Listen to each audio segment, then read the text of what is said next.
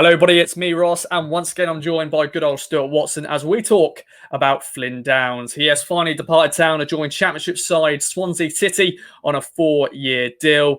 Stu, it's been the big talking point of the summer. When will Flynn Downes go? And he has finally gone. Your thoughts on his move? Russell Martin at Swansea City. He's been newly appointed there. Reunited with Matt Gill as well.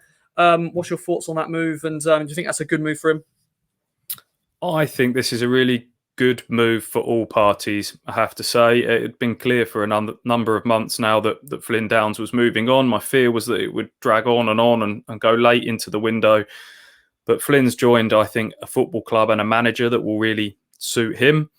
Ipswich, I think, have got a good fee for him, given the circumstances. I'm led to believe it's close to £1.5 million guaranteed, with the potential to climb above 2 million with add-ons and a sell-on clause in there as well. So that could be where the real money comes from if Flynn goes on to be the player and get the moves that we think and hope he will do in the future. So good business for Ipswich. It's obviously helped sort of balance the books of some of the other deals that they're doing this summer.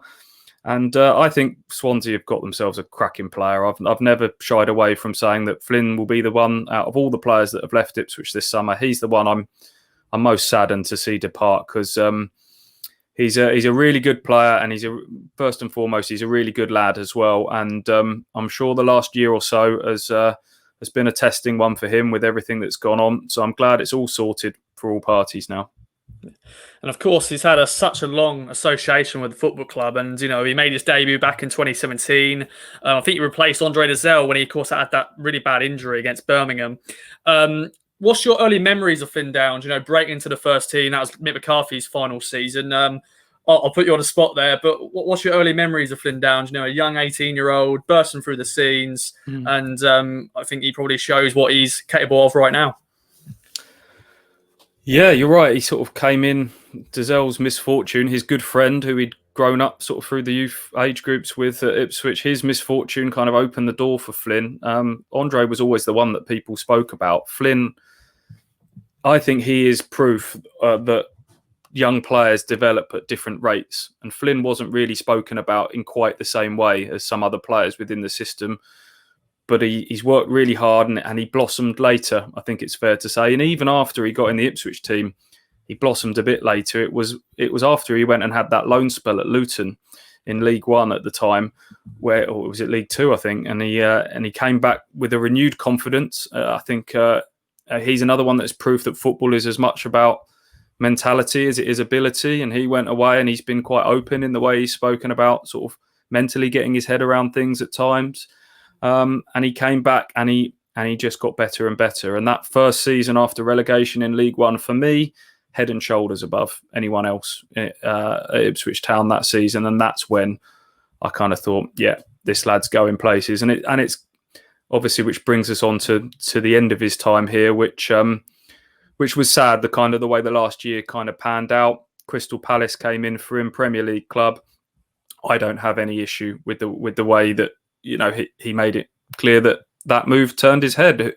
Who wouldn't? You know, it'd be life-changing money, but also those chances to go to Premier League clubs don't come along that often. We mentioned Dazelle earlier. He was being looked at by Liverpool and all sorts, and then cruciate knee ligament injury, and the whole picture changes. So Flynn tried to get that move to Palace. It didn't happen. And then things got a little bit messy, didn't they? He got a couple of injuries last year. Paul Cook's told him to train with the 23s this summer. And going right back to the start of our conversation, I'm just glad it's all sorted now for all parties. Yeah. And how do you think fans will remember Flynn Downes? I'm sure they won't be disappointed on him. You know, it's just one of those things in football, you know, young players who are talented, and surely, you know, some fans will be thinking he shouldn't be playing Tier 3 football. We should have been out of this division, you know, for him to then jump in the Championship again. How do you think he'll be remembered by Town fans?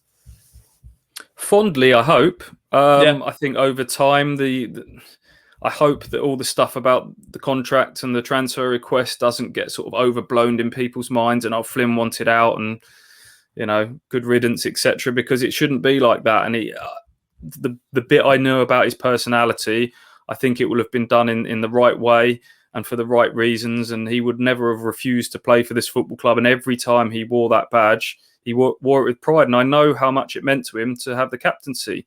last season, for example, and he spoke, about that in his interview as a new Swansea player already this week. And I thought it spoke volumes about him as a person, that despite the way things ended, he was very quick to sort of say, I thank Ipswich for everything they've done in my career. They've made me the player I am today, and I wish them well and hope they get promoted. And I hope that everyone associated with Ipswich kind of gives that same sort of gratitude and thanks back to Flynn Downes. And, hopefully he kicks on. He does really well. Ipswich might get a few extra pennies for it further down the road as well. And Ipswich move on, of course, themselves. And they've got Keem Harper in the building and others to come. And hopefully it works out great for us all at this end in Suffolk.